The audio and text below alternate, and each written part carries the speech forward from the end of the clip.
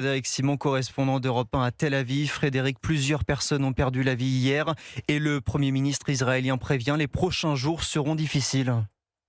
Oui, la nuit a été difficile pour les habitants du nord d'Israël, puisqu'on en a parlé, des roquettes tirées par le Hezbollah se sont dirigées vers la ville de Haïfa et ses environs. Elles ont été interceptées.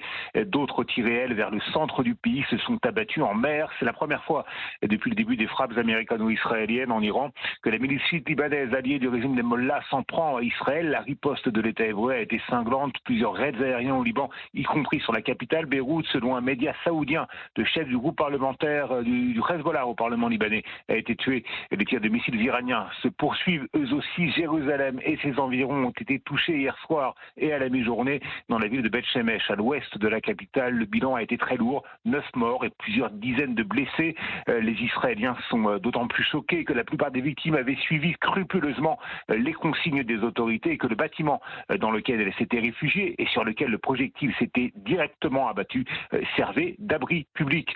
La défense antiaérienne de l'État hébreu est réputée pour son efficacité, mais elle n'est pas hermétique. 10% environ des missiles tirés depuis l'Iran ne sont pas interceptés. Parallèlement, l'intensité des frappes menées par les armées israéliennes et américaines ne diminue pas en Iran. Les généraux israéliens l'ont affirmé très clairement hier. L'objectif est de créer les conditions permettant la chute du régime des Mollahs. Frédéric